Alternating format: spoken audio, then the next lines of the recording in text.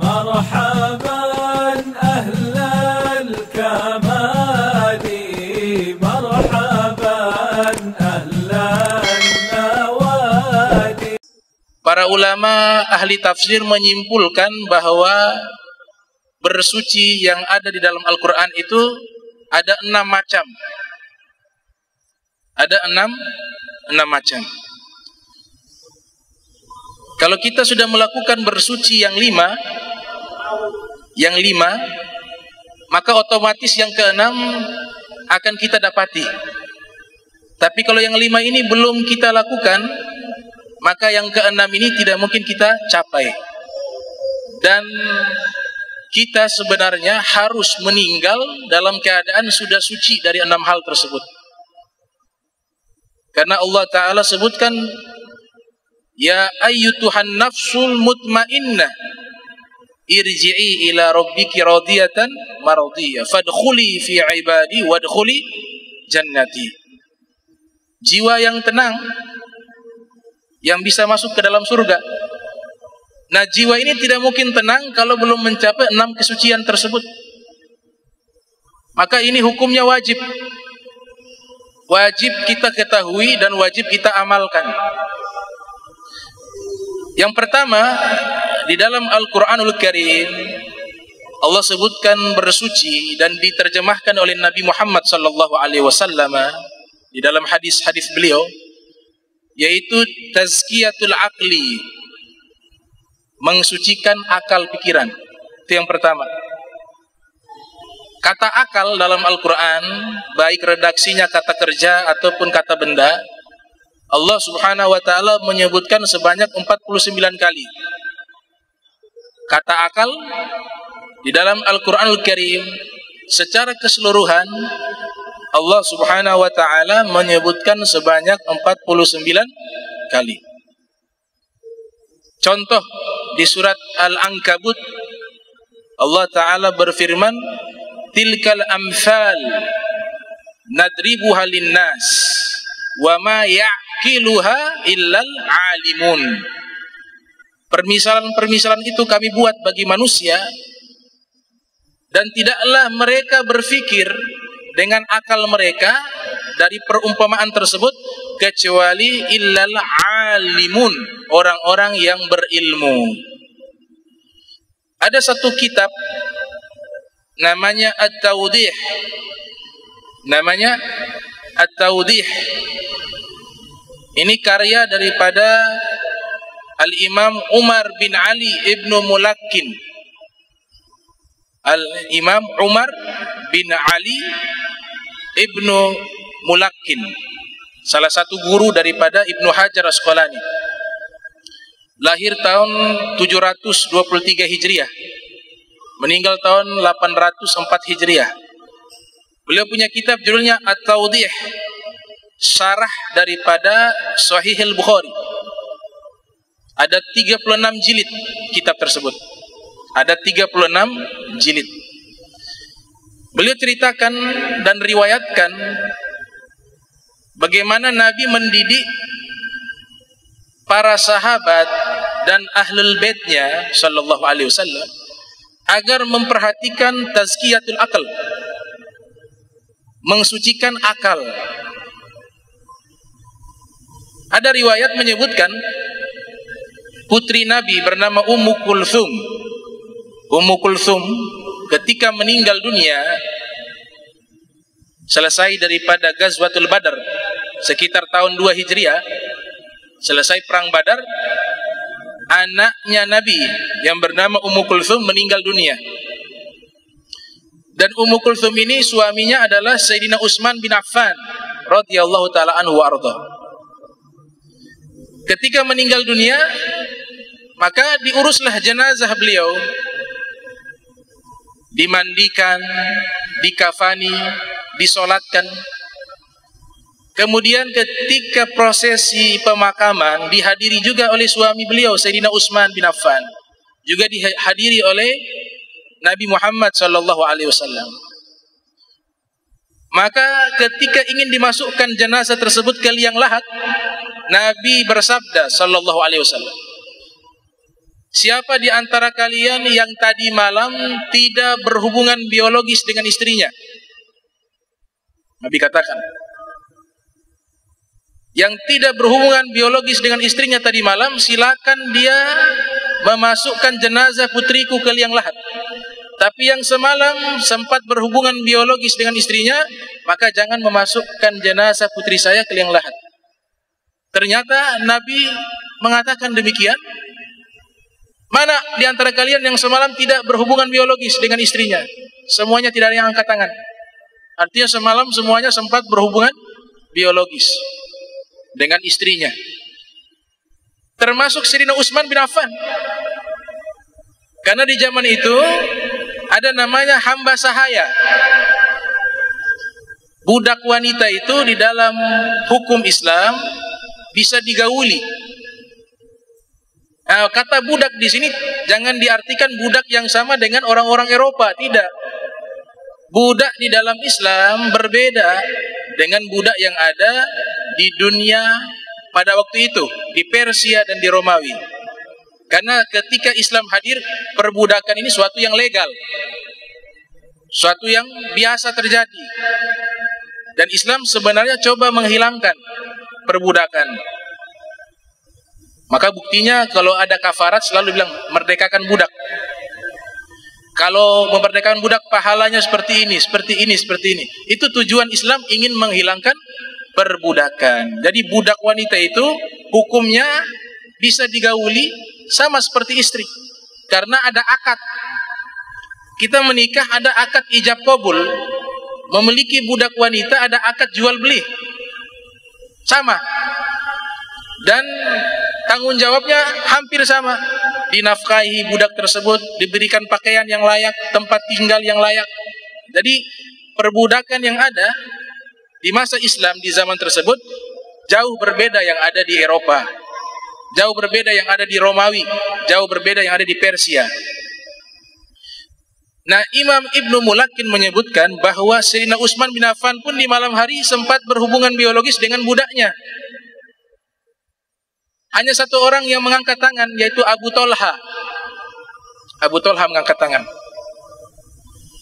Bisa dibayangkan, suami beliau yang sah, Sayyidina Utsman, Nabi tidak perintahkan untuk memasukkan jenazah istrinya ke liang lahat. Padahal lebih patut suami. Tapi ada ilmu yang Nabi ajarkan di sini. Abu Tolha diperintahkan memasukkan jenazah putri beliau ke liang lahat, maka dimasukkanlah ke liang lahat. Kemudian dikuburkan. Kisah itu sampai di sini saja, tidak ada penjelasan selanjutnya. Tapi para ahli hadis coba mengkaji, coba meneliti ada hikmah apa yang Nabi ingin ajarkan di peristiwa tersebut. Di antaranya Ibnu Hajar Asqalani dalam kitab Fathul Bari mengatakan hikmah dari peristiwa tersebut, kenapa Nabi mengatakan orang yang berhubungan biologis di malam hari pada waktu itu tidak boleh memasukkan jenazah putri beliau ke liang lahat. Alasan yang pertama, agar jangan terlintas ketika ingin memasukkan jenazah putri beliau ke liang lahat, jangan sampai terlintas kejadian tadi malam. Maka akan merusak kesucian akal dan akan berefek kepada jenazah. Luar biasa. Dididik agar jangan sampai terlintas pikiran-pikiran yang kotor. Abu Tolha dipersilahkan memasukkan jenazah karena lebih berpotensi bisa menjaga lintasan pikiran yang ke arah yang tidak baik, terutama berhubungan biologis. Maka ini namanya tazkiyatul akal, kesucian akal. Yang kedua, tazkiyatul qalbi, mensucikan hati. Mensucikan hati. Hati di dalam Al-Quranul Karim, Allah Ta'ala menyebutkan 20 jenis hati. Ada 20 jenis hati. Di dalam Al-Quran surat Asy-Syu'ara, Asy-Syu'ara itu disebutkan yauma la yanfa'u malun wala banun illa man ata Allah biqalbin salim. Di hari kiamat tidak bermanfaat harta wa banun dan anak-anaknya. Illa man ata Allah biqalbin salim, kecuali yang bermanfaat orang yang berjumpa dengan Allah di hari kiamat biqalbin salim, dia membawa hati yang selamat. Nah, ini isyarat tazkiyatul qalbi, mensucikan hati. Ada ilustrasi diceritakan di dalam kitab Tazkiratul Auliya, disusun oleh Syekh Fariduddin Attar. Abu Yazid Al-Bustami pernah jalan di malam hari, kemudian berpapasan dengan seekor anjing. Beliau sudah bersuci dengan pakaian yang bersih. Ketika anjing melewati beliau, berpapasan dengan beliau, beliau mengangkat jubah karena takut nanti terkena najis mughalladhah, najis berat. Diangkat. Maka anjing melewati beliau. Ternyata Allah ilhamkan anjing tersebut bisa berbicara. Anjing tersebut mengatakan, "Wahai Aba Yazid, kenapa engkau saking takutnya denganku? Kalaupun terkena, tubuhku terkena dengan dirimu, maka kalau dalam keadaan kering tidak akan mengalami kena najis. Engkau kering, anjing juga kering." Dalam mazhab Syafi'i mengatakan anjing ini najis seluruhnya. Mazhab Syafi'i, seluruh tubuh anjing najis. Tapi yang bisa terkena najis air liur, dia basah. Kalau kering dengan kering tidak najis. Kalau kita tangannya basah pegang anjing, maka kita kena najis. Atau anjingnya basah, baru najis. Tapi kalau air liurnya, kotorannya, darahnya, ini karena sifatnya cair, makanya najis. Ini mazhab Syafi'i. Kalau mazhab Maliki, anjing suci, tidak ada najis. Mazhab Maliki, anjing suci. Kalau mazhab Abu Hanifah, anjing yang najis hanya 3. Keringat anjing, liurnya anjing, sama kotoran anjing serta darah. Karena darah ini dipisahkan, semua darah itu najis. Semua darah itu najis. Maka Abu Yazid, dia terdiam. Kata anjing tersebut, seandainya engkau terkena najis dari diriku, kan bisa hilang dengan apa? 7 kali dicuci, dicampur dengan tanah. Tuhuru ina'i ahadikum idza walagha fihi kalbun an yagsila 7 marrat ulahunna biturab, kata Nabi. Sucikanlah wadah kalian apabila anjing menjilat wadah tersebut, dicuci 7 kali, satunya dicampur dengan tanah. Mudah dihilangkan. Tapi kalau engkau mengangkat jubahmu karena merasa jijik kepadaku sebagai hewan yang najis, maka engkau telah terkena najis hati. Engkau telah menghinakan makhluk Allah. Dan najis hati yang menempel di hatimu itu tidak bisa dihilangkan dengan 7 basuhan lautan sekalipun.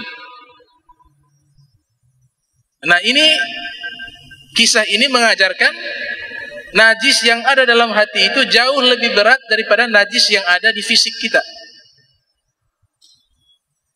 Maka tidak boleh kita meninggal membawa hati yang penuh dengan kotoran. Karena itu najis juga. Bahkan najisnya lebih berat daripada najis lahiriah. Imam Ali bin Abi Thalib karramallahu wajha, beliau mengatakan di dalam kitab Idah Asrar Ulumil Muqarrabin, disebutkan kutipan dari ucapan Sayyidina Ali mengatakan, dosa yang ada dalam hati itu asyaddu, lebih berat daripada dosa yang nampak dari fisik. Itu pernyataan Sayyidina Ali bin Abi Thalib. Makanya doanya Nabi kita Muhammad sallallahu alaihi wasallam disebutkan oleh Imam Ghazali dalam kitab Ihya Ulumuddin. Nabi punya doa, Allahumma ja'al sarirati khairan min alaniyati waj'al alaniyati salihatan. Ya Allah, jadikanlah yang tersembunyi, yaitu hatiku, khaira min alaniyati, jauh lebih baik daripada yang kelihatan, fisik. Waj'al alaniyati salihatan, tapi juga jadikanlah yang nampak juga baik. Itu doanya Nabi Muhammad sallallahu alaihi wasallam. Ini bersuci yang kedua, tazkiyatul qalbi. Kemudian yang ketiga, tazkiyatun nafs, mensucikan jiwa. Allah isyaratkan dalam Al-Quran, qad aflaha man zakkaha wa qad khaba man dassaha. Surat Asy-Syams. Allah sebutkan dalam Al-Quran kata nafs, kata nafsu, kata jiwa itu sebanyak 295 kali. 295 kali. Nafsu juga, jiwa juga harus disucikan. Jiwa ini atau nafsu ini kan ada 7 tingkatan yang pernah saya sampaikan. Ada nafsu amarah, nafsu yang mengajak kepada keburukan. Nafsu lawamah, nafsu yang mencela antara baik dan buruk. Nafsu mutmainnah, nafsu yang tenang dalam kebaikan. Nafsu mulhamah, nafsu yang diberikan ilham oleh Allah. Nafsu radiyah, nafsu yang ridho dan senang kepada ketaatan. Nafsu murdiyah, nafsu yang senang juga orang lain jadi baik. Yang ketujuh, nafsu kamilah, nafsu yang sempurna, nafsunya para nabi dan para rasul. 7 tingkatan nafsu. Kalau akal kita sudah sucikan, hati sudah kita sucikan, kemudian nafsu juga kita sucikan. Maka ini yang disebutkan oleh Nabi, at-taharatu syatrul iman, kesucian separuh daripada keimanan, ditambah dengan jasad. Dalam kitab Hikmatut Tasrih wa Falsafatah, Hikmatut Tasrih wa Falsafatuh, disebutkan tingkatan bersuci ada 4. Yang pertama, bersuci, menghilangkan kotoran dari fisik, dari najis dan lain sebagainya. Yang kedua, bersuci, menghilangkan dosa-dosa yang menempel di dalam tubuh kita. Yang ketiga, bersuci, mensucikan hati dari dosa. Yang keempat, mensucikan hati dari makhluk, yang ada hanya Allah. Itu tingkatan bersuci dalam kitab Hikmatut Tasrih wa Falsafatuh. Nah, mensucikan nafsu, ada seorang sahabat yang masih muda namanya Haritha ibnu Suraqah. Haritha ibnu Suraqah. Dalam kitab Lataiful Minan, Al-Imam Athaillah Iskandari, pengarang kitab Al-Hikam, punya kitab namanya Lataiful Minan. Beliau ilustrasikan contoh orang yang nafsunya sudah suci, seperti sahabat yang bernama Harithah ibnu Suraqah. Ketika berjumpa dengan Nabi Muhammad sallallahu alaihi wasallam, Nabi bertanya, "Ya Harithah, kaifa asbahta?" Wahai Harithah, bagaimana pagimu hari ini? Qal, Harithah berkata, "Asbahtu mu'minan haqqa." Di pagi hari ini saya dalam keadaan beriman, mencapai hakikat orang beriman.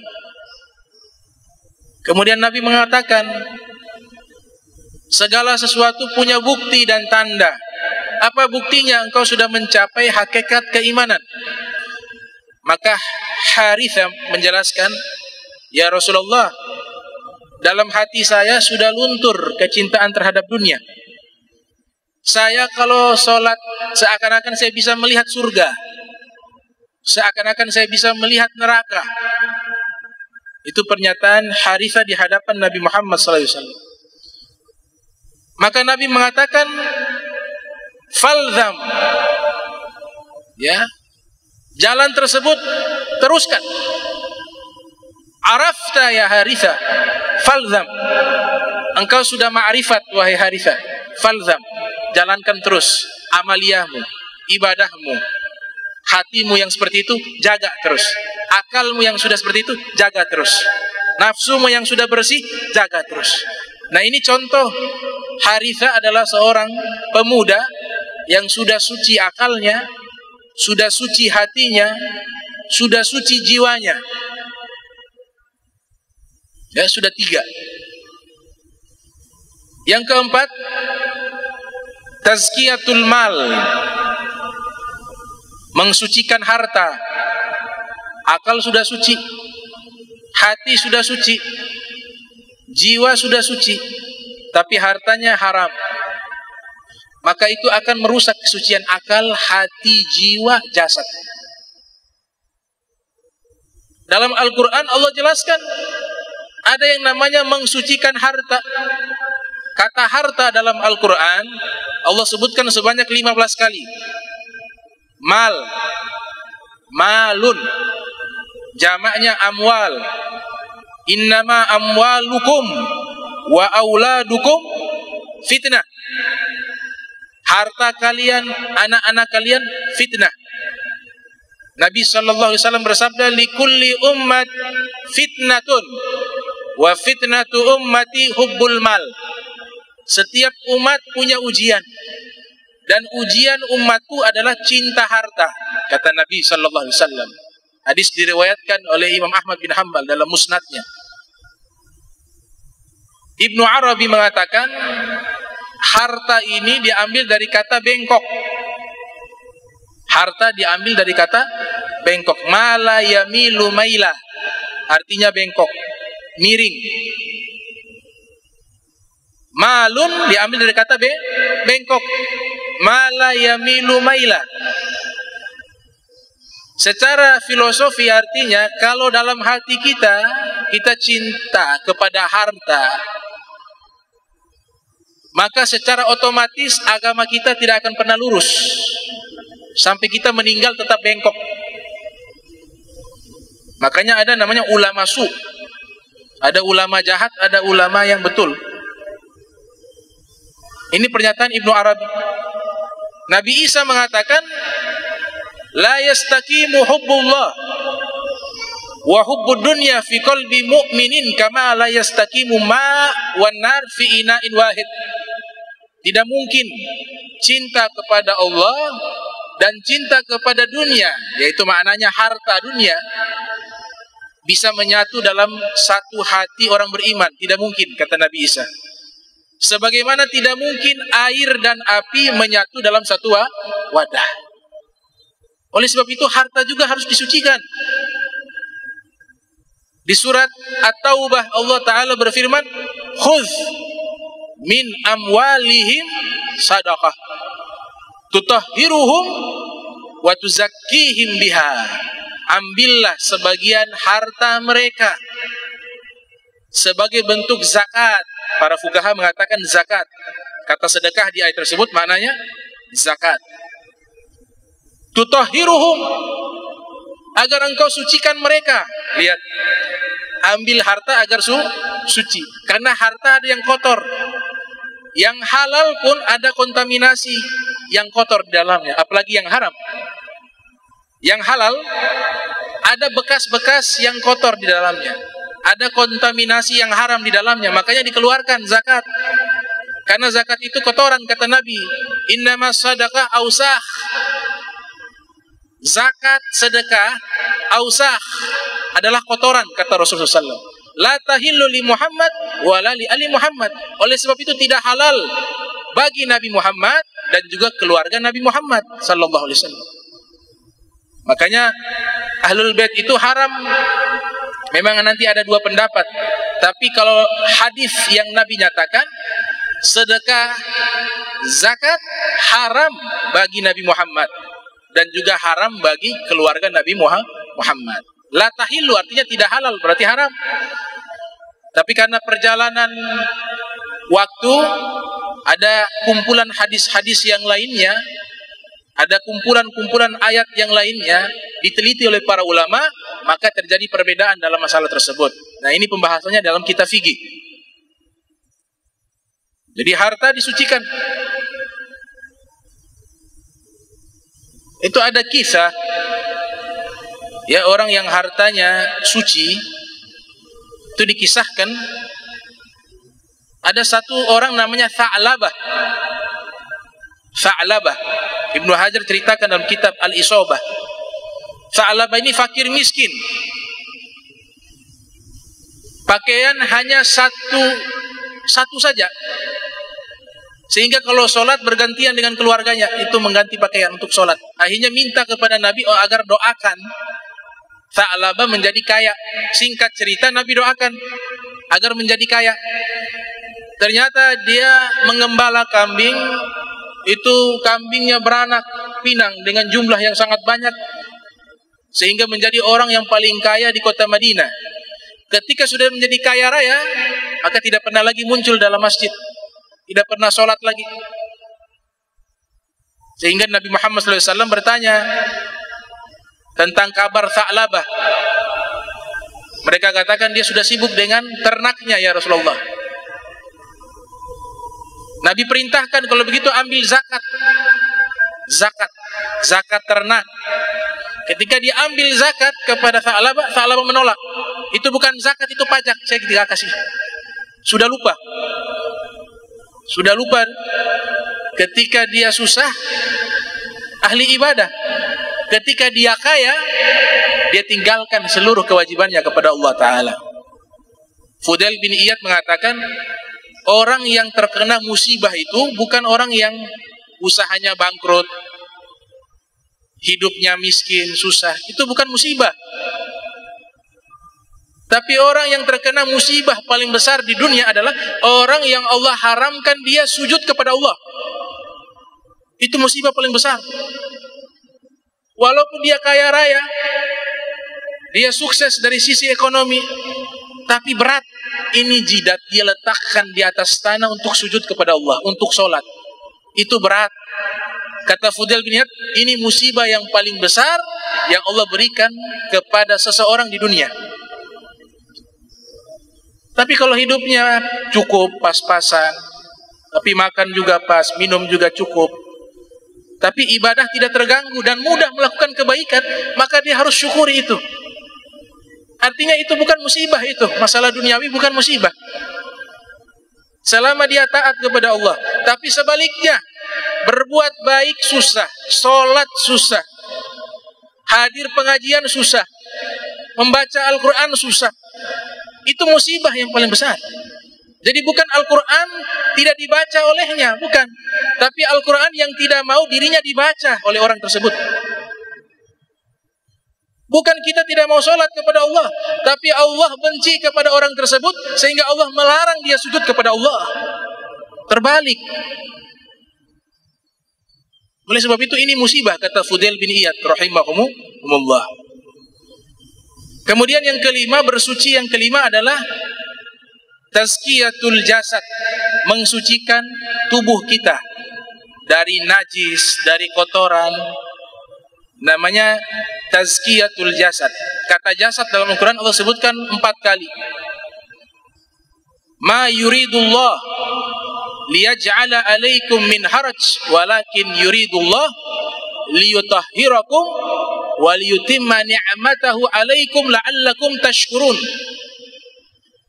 Dalam kitab Nazmud Durar fi tanasubil ayati wasuar, karya Al-Imam Al-Biqai mengatakan, ayat tersebut berkaitan dengan ayat membahas tentang wudu. Wudu itu membahas anggota fisik yang dibersihkan, yang disucikan dengan air. Nah, ini bersuci yang kelima, mensucikan fisik kita. Dengan apa? Kita berwudu. Kalau ada najis atau batal wudu, hadas kecil ataupun ada najis, maka mensucikan secara fisik ini dengan air, dibersihkan. Kalau hadas kecil disucikan dengan wudu. Kalau hadas besar disucikan dengan mandi wajib. Kalau najis disucikan dengan menghilangkan najis tersebut menggunakan air. Dan airnya diatur juga, air mutlak. Bukan air mutanajis yang terkena najis, bukan air yang berubah dengan zat yang tidak suci, atau zat yang suci tapi tidak berasal dari air mutlak, dan seterusnya dan seterusnya. Nah, ini substansinya adalah mengajarkan kepada kita mensucikan fisik. Sudah 5. Ada kisah disebutkan oleh Al-Habib Abdullah Al-Haddad dalam kitab Risalatul Mu'awanah. Ada seseorang ingin belajar ilmu kepada Abu Hasan As-Sazili. Abu Hasan As-Sazili seorang sufi, seorang wali. Tapi orang ini niatnya belajar bukan belajar ilmu agama, tapi niatnya belajar ilmu kimia. Kenapa? Agar bisa menggunakan ilmu itu mencari emas, memproses emas. Jadi niatnya memang mencari dunia. Ketemu Imam Abu Hasan Sazili. Wahai Imam, saya mau belajar ilmu kimia kepada engkau. Kata Al-Imam Abu Hasan Sazili, boleh, saya akan ajarkan engkau ilmu kimia, tapi ada syarat. Apa itu syaratnya? Engkau berkhidmah dulu kepada saya selama 1 tahun. Apabila sudah sampai 1 tahun engkau berkhidmah kepadaku, belajar kepadaku ilmu-ilmu yang lain, maka saya akan ajarkan ilmu kimia kepadamu. Maka orang tersebut mengiyakan syarat tersebut.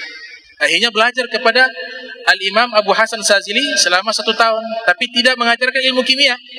Beliau ajarkan cara wudhu yang benar seperti apa, sholat yang benar seperti apa, tohara yang benar seperti apa, diajarkan semuanya dengan sempurna. Maka ketika sudah mencapai waktu 1 tahun, Al-Imam Abu Hasan Sazili uji coba. Wahai muridku, sebagaimana janjiku, kalau 1 tahun engkau telah berkhidmah kepadaku, maka aku akan ajarkan ilmu kimia kepadamu. Nah, sekarang sudah 1 tahun. Sebelum aku ajarkan ilmu kimia kepadamu, tolong engkau pergi ke sumur. Silakan wudhu dulu. Selesai wudhu, sholat 2 rakaat. Maka setelah itu saya ajarkan ilmu kimia kepadamu. Maka sang murid pergi ke sumur. Dia timba itu sumur. Ketika ditimba, embernya itu bukan isi air tapi isi emas. Bukan isi air tapi isi emas. Apa yang terjadi? Itu emas dibuang. Dia cari air, dia wudhu. Emas dibuang. Dia ambil lagi, angkat lagi itu ember, ada emas, dibuang lagi. Sampai pada akhirnya dia kembalikan lagi itu ember ke dasar sumur, dia angkat, baru isi air, kemudian dia wudhu, dia sholat. Selesai sholat, ketemu Al-Imam Abu Hasan Sazili. Kemudian Imam Abu Hasan Sazili mengatakan, bagaimana, mau belajar ilmu kimia? Tidak usah. Saya sudah dapat ilmu yang lebih baik dari ilmu kimia, yaitu ilmu mengenal Allah Subhanahu wa ta'ala.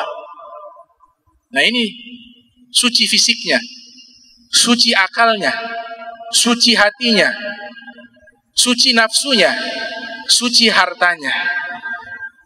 Tadi di prolog pembuka saya mengatakan, yang ke-6 ini, kalau 5 kesucian ini sudah kita lakukan, otomatis yang ke-6 kita dapat. Tapi kalau ada yang kurang, tidak mungkin kita dapat kesucian yang ke-6, yaitu tazkiyatur ruh, mensucikan ruh. Ruh ini bisa suci asalkan 5 hal tadi sudah suci. Akal suci, hati suci, nafsu atau jiwa suci, harta suci, kemudian fisik kita juga suci. 5 ini kalau sudah suci, maka ruh menjadi suci. Ketika ruh ini suci, maka dia akan mengarahkan pemilik ruh itu kepada kebaikan, kepada ketaatan, kepada khusyuk, kepada tangisan tengah malam karena dosa. Allah sebutkan kata ruh dalam Al-Quran sebanyak 23 kali.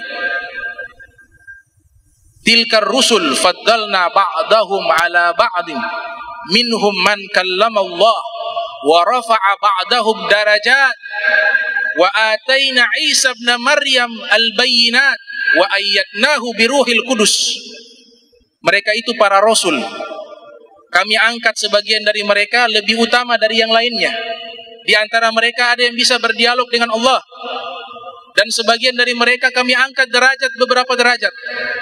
Dan kami telah berikan kepada Isa ibn Maryam, putranya Maryam, al-bayyinat, mukjizat-mukjizat, wa ayyadnahu biruhil kudus, dan kami kuatkan dia dengan ruh yang suci, ruh kudus. Ini tingkatan yang paling tertinggi. Mudah-mudahan Allah Ta'ala bersihkan akal kita dari pikiran-pikiran jahat, dari pikiran-pikiran kotor. Mudah-mudahan Allah bersihkan hati kita dari dosa. Mudah-mudahan Allah bersihkan jiwa kita daripada hal-hal yang buruk. Bersihkan harta kita, bersihkan daripada fisik kita, dan bersihkan ruh kita, dan kita meninggal dalam keadaan suci bersih. Amin ya rabbal alamin. Allahumma jam'ana hadza jam'a marhuma wa tafarraqana min ba'di tafarraqa ma'suma wa la taj'al minna wa la minna syaqiyya wa la mahruma. Allahumma nadhih qulubana 'anit ta'alluqi biman dunak waj'alna min qaumin tuhibbuhum wa yuhibbunak. Rabbana wa hab lana min azwajina wa dzurriyyatina qurrata a'yun waj'alna muttaqina imama. Subhanaka wa bihamdika asyhadu an la ilaha illa anta astaghfiruka wa atubu ilaik. Wa sallallahu alaihi wasallam Muhammadin wa ala alihi wa sahbihi wa baraka wa sallama walhamdulillahi rabbil alamin wa lafu minkum. Wassalamualaikum warahmatullahi wabarakatuh.